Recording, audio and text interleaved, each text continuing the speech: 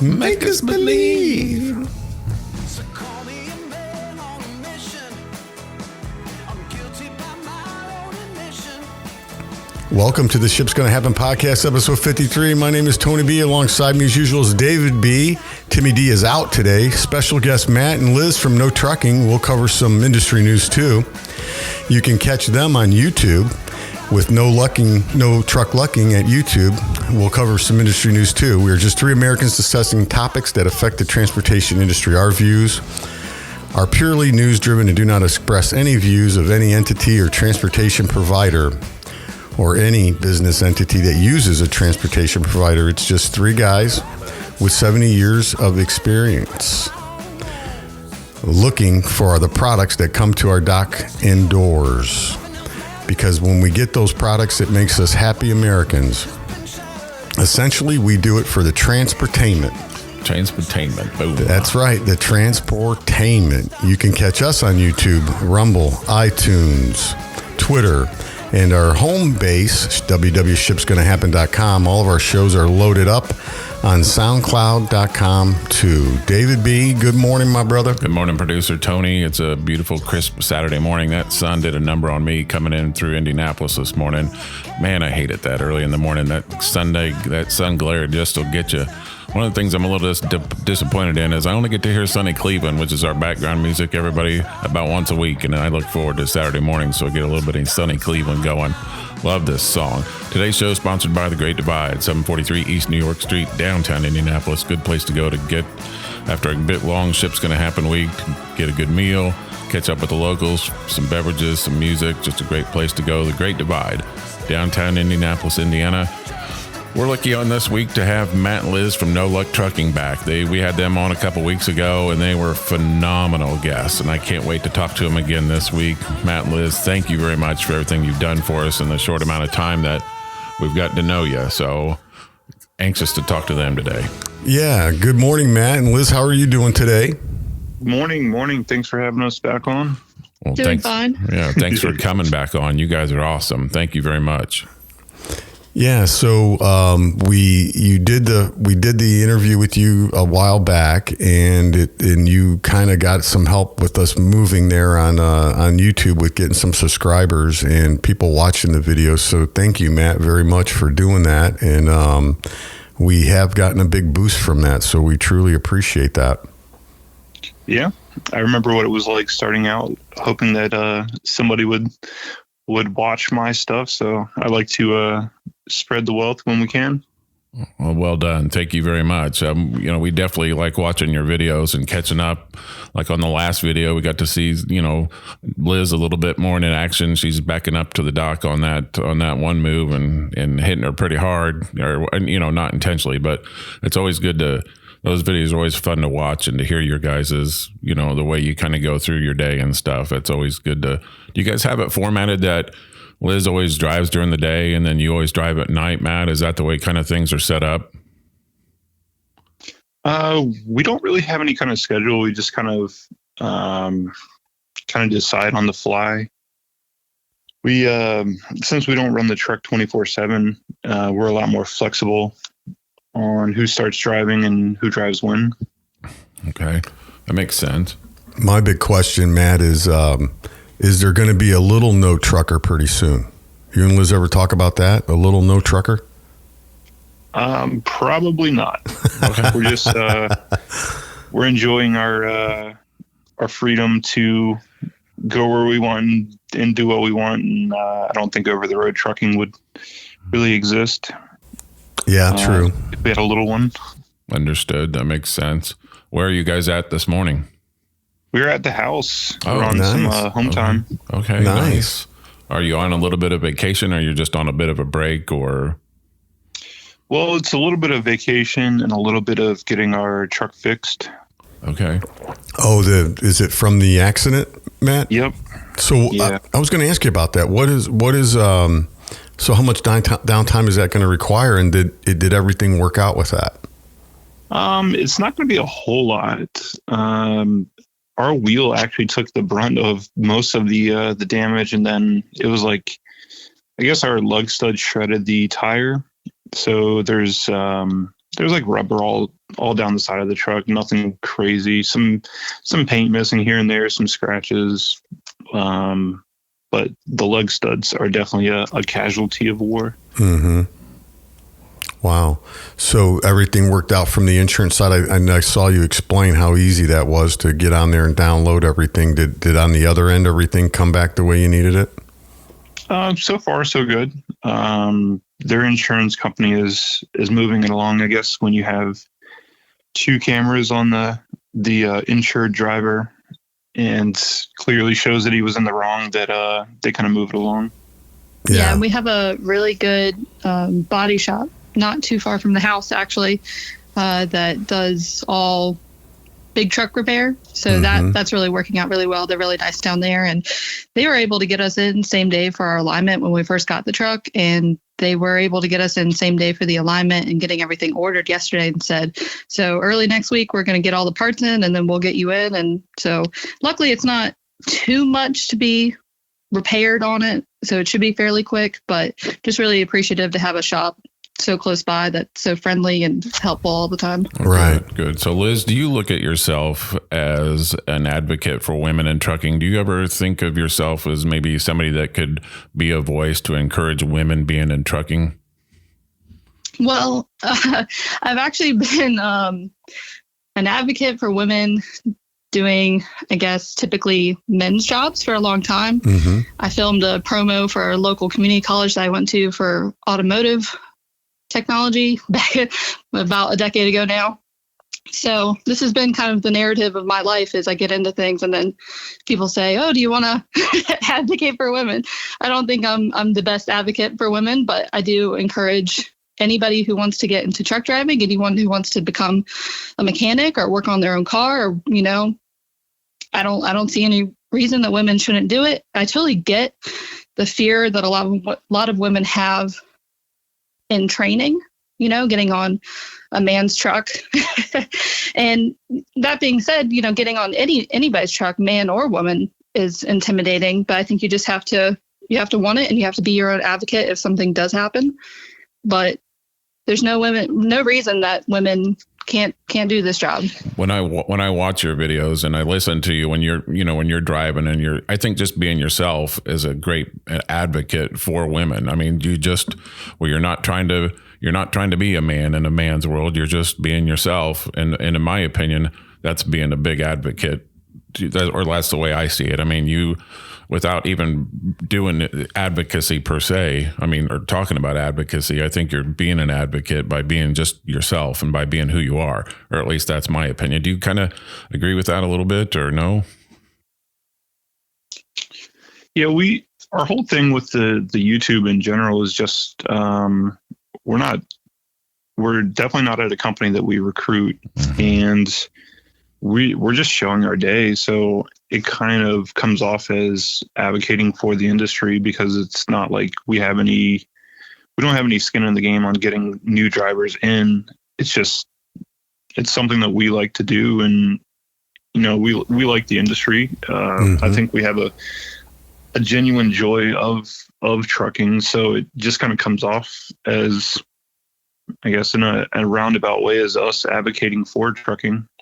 Yeah, we do have that Discord group that we get a lot of people in there just asking questions about it's not really a Discord group so much for getting your CDL. It's kind of the next step after getting your CDL, where you want to get your own truck. But I am a part of a Facebook group that is all women in the industry. And I'm able to give a lot of information on there for people asking questions about where they should go get their CDL, what life is like on the road. Can you cook on the road?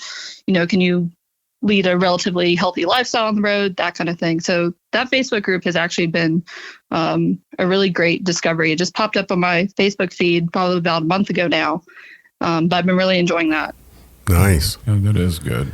I had, Liz, it's Tony B. I had, when I was watching you back in, there's something, I've been doing this 21 years. I've been mainly in operations side of things for LTL sector of transportation.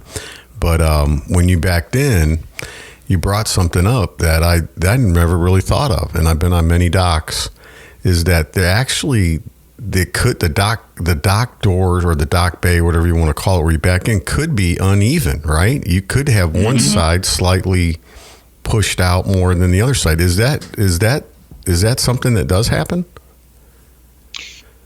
Yeah, all the time. absolutely. No kidding. I never thought about that. There's also poor conditions that if you're not a truck driver, you would never even think twice about. Like if there's no lines painted on the ground, you're basically piloting a 75-foot long slinky around, and you have to line it up exactly perfect with the wall that could be, you could be like 1 degree off in 75 foot of 1 degree. You're off pretty significantly. Yeah, and the concrete pads are sometimes poured not square with the building. So you might try to be judging, whether you're going to be hitting it even. But then in the end, you're just slightly off. And like you said, slightly off really translates to quite a bit of space on one side, but not the other once you're backed into the door. Is that the worst part of driving, backing into a dock, or is? I don't think that's the worst part of driving by far. Okay. You can look like an idiot in the parking lot, pulling up a few times and readjusting. Like I did in that video. Like, great, we're going to try this again, and we're going to try it again. Yep. And we're eventually going to get it. There we go. All right. I mean, I've had to pull a boat before and back it in, and I know how difficult that is. And I was a terminal manager, and I would jump. I didn't have a CDL, but I would jump in the tractors, and there's a lot to it. It's not just like jumping on a bicycle or jumping in your car or backing up a trailer. Something that big is difficult to do. So I admire you guys in doing that. Yeah, the shorter the trailer, usually the faster it'll turn one way or the other. So you're like fighting it back and forth, back and forth. The big thing with the semi trucks, especially with the 53-foot trailer with tandem axles, is you have to kind of you have to know what the trailer is going to do ahead of time. So it's kind of like chess. You have to have your moves planned, right? Because it takes so long for it to do what you want. And that's what a lot of new drivers struggle with, is you see them like cranking the wheel all the way because the trailer doesn't start turning the way you want for another 10, 15, 20 feet. And then by the time they realize it's too much, then they're cranking it the other way. And, it takes another 15, 20 feet. So if you ever see somebody like flailing their arms back and forth, they're probably new. Yeah. All right. That makes sense. You had mentioned a flat tire on the last episode, and I was, something that I learned in operations is, and a lot of people don't know, you're able to take the glad hand off the back and air up the tire, right? Is that how you're able to do that? Yeah, we have an adapter that basically one end looks like a glad hand, and you hook it up to your red line on the truck, and the other end has a tire inflator. Tire chalk? Aren't this? Yeah, tire chuck. Yeah. Yeah, truck. Yeah. I don't know. I just drive the truck. There we go. Yeah, there we go. That's no, but that's impressive though. So a couple quick questions on that. So the tire ended up being okay, right? It was just a sensor. It was not the sensor. So the sensor alerted us to the problem. Okay. But it was something in the valve stem, and it was leaking pretty quick, but it let us know. And we were able, because we had an extension, the inside tires are hard to get to, so they sell these extensions that put the valve stem through the outside tire. Gotcha. Through one of the holes. And it was one of those that was causing the issue.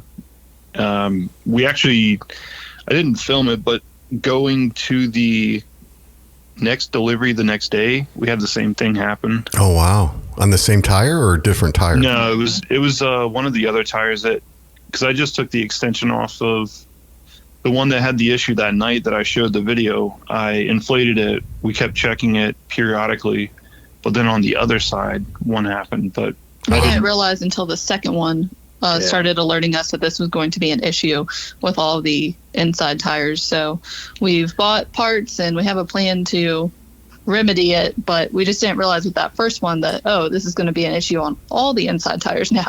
Right. So you guys, when you come off a break, do you have your next load already set up, and where do you know where you're going next, or?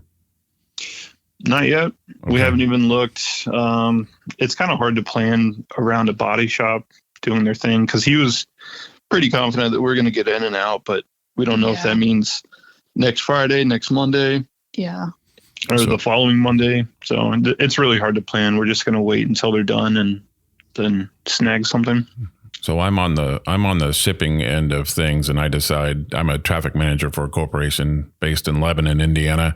And for 30 years, I've been doing this, and just the rates that we're seeing, or that we have been seeing over the last year and a half, have been astronomical. And I don't really see any end in sight. Do you guys see these rates continuing to be as high as they've ever been? Well, I think in my limited experience with running off of a full load board and stuff, I don't see the rates dropping anytime soon, especially with fuel as expensive as it is currently. Right. And the supply chain still being backed up pretty significantly. Mm-hmm. I think the rates are going to hold steady. I had a guy quote me a rate out of Cincinnati to Lebanon, which is about 100 miles, for $1,600 the other day. I go, there is no way in hell I am spending $1,600 and I got it moved for $600, but that guy quoted me $1,600. I'm like, no, I'm not spending that. So yeah, everyone's just trying to get their piece of the pie. I get it.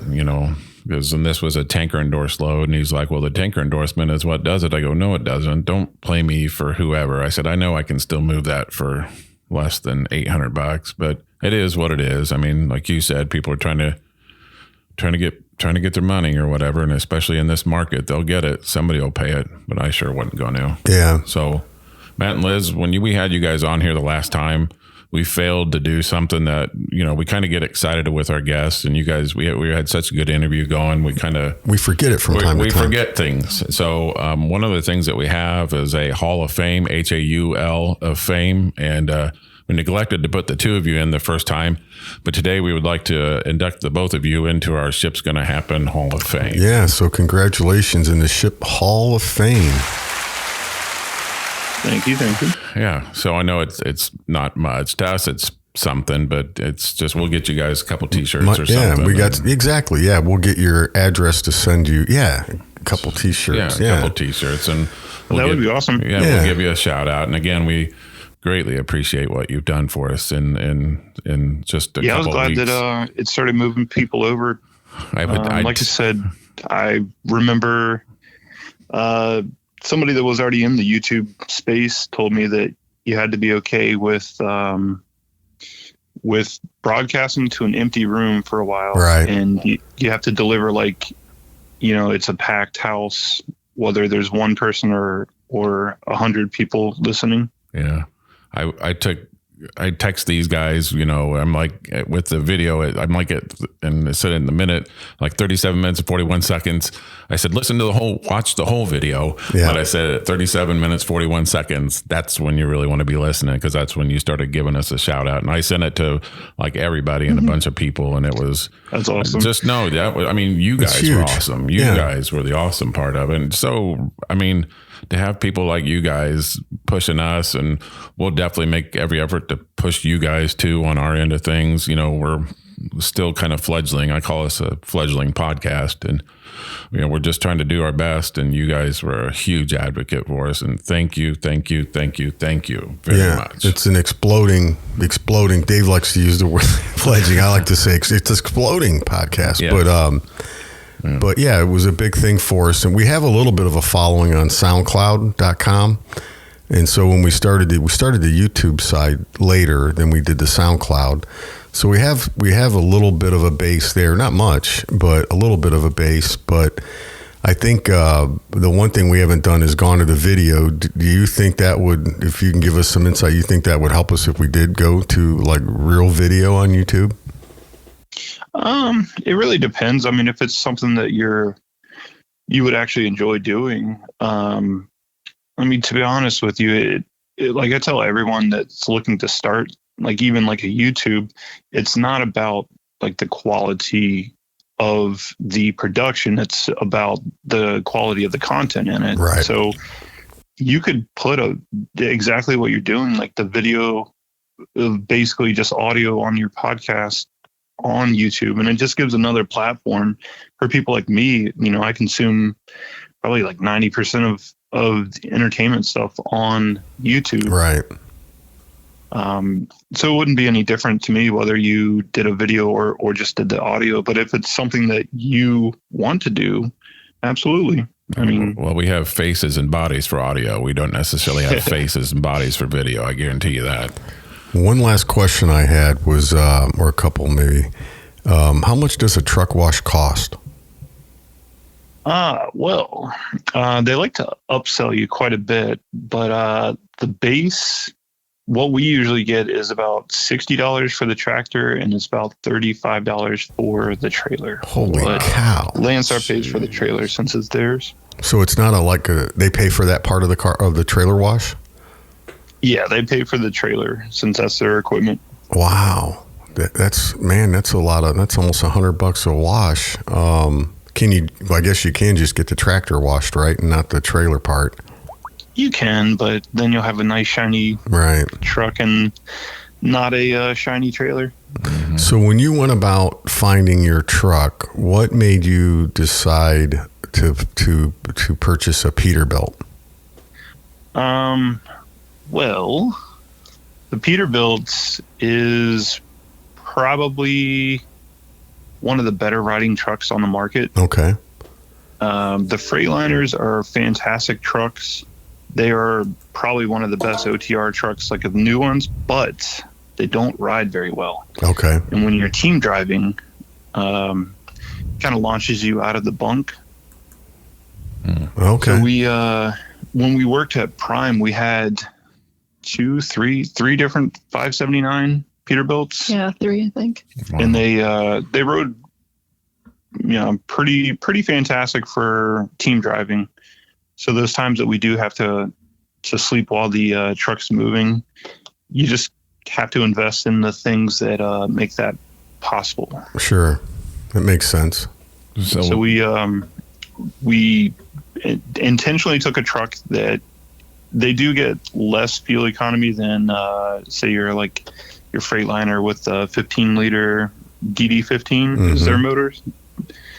And so we probably get it, I think, between 1/2 and 7/10 of a gallon less than what a Freightliner would. Okay. But that's the price you pay for comfort. Yeah, Right. we did a pro-con list when we were thinking about getting rid of the Freightliner, and the Freightliner had a giant pro list, but the one con was the ride. And unfortunately, that one con outweighed all the pros of that truck, because I loved so much about that truck. I loved the power. I loved the giant space for the fridge. I mean, there were so many pros to that Freightliner. And I mean, just the serviceability pretty much anywhere. You don't have to go to a dealership to get it serviced. It was a great truck, but when it comes to trying to team and just getting restful sleep, but even if you're just trying to not even sleep on the Freightliner, just ride even as a passenger, it's exhausting. Just being thrown out of the bunk or thrown out of the seat. And we did try some aftermarket shocks that were very expensive, about the nicest shocks you could get for it. And I was so excited for it. We took it out for a ride. I was like, yay, we're finally going to get that great ride. And it was only slightly better when they were brand new. Dang it. So that's when we found a friend of ours on YouTube, and he said, I had to get this Peterbilt for the ride because I can't sleep on a Freightliner. And we were like, we can get a Peterbilt. Let's look at getting a Peterbilt. And it's been our golden ticket since. Nice. So we ordered that one without ever driving a mile. Yeah. Wow. And, yeah. We looked at one on the lot and we said, yep, I think this works. Okay, good. So last time we had you guys on, we basically just got to talk to Matt, and one of the things we asked Matt was about cooking on the road. And I think if I remember right, Matt said that you're kind of the cook of the couple. Is there something you like to cook while you guys are on the road, or is it just like we're just going to have whatever? Do you have your own specialty, Liz? Well, so at first, for the first about 3 years, we were doing more low carb cooking on the road. So I wasn't really doing rice. Okay. But this year, I'm kind of transitioning to really focusing on cooking all the meals from scratch as much as I can. Wow. So I have introduced rice back into my cooking with the Instant Pot. That's super easy. Mm-hmm. And I'll do, what were some of the things I did before we came home? I'm trying to remember now. Picadillo? Yeah, I do a lot of picadillo and Cuban. yeah, well, it's Spanish. My mom's Cuban, so I do a lot of Cuban cooking. That's good stuff. Yeah, a lot of arroz con pollo, a lot of picadillo, a lot of times we do tacos, which is easy. Putting me on the spot here now, I can't think of it. Lots of breakfast stuff. lots of breakfast stuff. Gets fancy with the breakfast. Oh, Okay. yeah, like the eggs and omelets and all that type of stuff. Yeah. Even down to toasting the bread in the Wow. oven that we have. Yeah, that Galan's 3-in-1 microwave is the best thing for truck cooking. Awesome. Nice. That's awesome. So, unfortunately, we kind of have to wrap up the show here real quick. We definitely, again, overly thank you guys for everything you've done for us in this short amount of time. And before the end of the year, would you guys mind coming back on with us? Yeah, absolutely. But also we need to get you guys on Yeah. Yeah, that would power be stuff. Yeah, thank you. We need to get you on YouTube Live. Yeah, we can do that. We've talked about doing the, I've got some things I haven't talked to these guys about yet. Timmy D's not in. He actually just pulled up, but, we can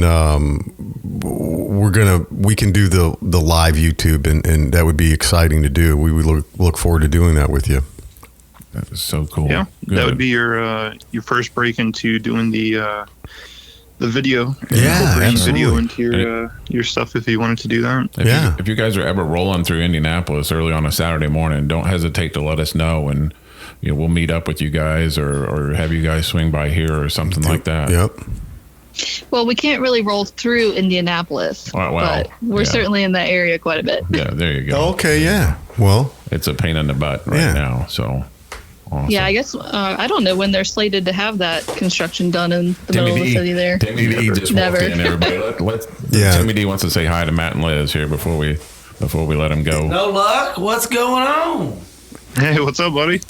Good deal. We were just giving them a shout out for everything they've done for us in this Yeah. short amount of time. So, We love you guys. and Liz, you're right about that traffic in Indianapolis. That's going to be a problem probably for another 9 months to a year, I think. So, yeah, definitely. All right, Yeah, Matt, so we'll Liz. stop outside of Indianapolis. Yeah. Yeah, we're technically on the outside of Indianapolis. We're not right downtown anyway. yeah, So. we're just off 70 actually, Mount Comfort Road exit, not too far from there. But thank you guys, man. Appreciate it, and have safe travels, and appreciate what you do, keeping America moving, and wish you nothing but more subscribers and good luck on the road. Thank you. All right, thank All you, right, Matt. you guys take care. Liz, Thank you. Thank you. All right. Thanks. Take care. Yep. Bye. Have a great weekend. I wanted to talk to them so bad. Oh, that's all right, All right. man. So Timmy So D has walked into the studio live. I wonder if I should just stop this. No, keep on rolling. Oh, Yeah, that's- no, it's going to be fucked up. We can here. just do a normal little ending to the show, right? Yeah. What's that? New microphone? No, I just took the I thing thought off. the same thing. I go, is that a new Well, mic? remember when that one went down? I just sent it in. Did you get your hair did? Huh? Did you get your hair did? Yeah, I got a haircut. Something was yeah, different. yeah. Something- See if you got The yeah. microphone was Something was different. Yeah. Is the microphone? Yep, Timmy no D. Peterbilt. No Get- Peterbilt. Get his hair did. Monkeys are loose, but no Peterbilt. That's right, the monkeys Okay, are hey loose. Peterbilt, you got your ears on. The loose monkeys are coming up behind you. And he likes what he's seeing. Hey, Blush, really good. I liked it. Can you hear me? Did Yeah. it sound good? Was it okay? Oh, yeah. Yeah. I thought I was like, well, like, I don't know, man. Was it too I played stupid? it. But The we're- boys played it last night. Did they? But we're a transportainment show, and that was transportainment. Timmy D walking in the part of- house. Part of that. Got a half hour, boys. So All we right, got we gotta get so we to- got to get to getting, unless David would say, to wild beer. The monkey is getting mad. So we're gonna end this show and then start another one. Yeah, we'll start another one here, and this is The Ship's Gonna Happen. We are out, all Thanks, you drivers Matt and out Liz, there. Yeah, everybody. all you drivers out there, be safe and get home safe, and God bless America.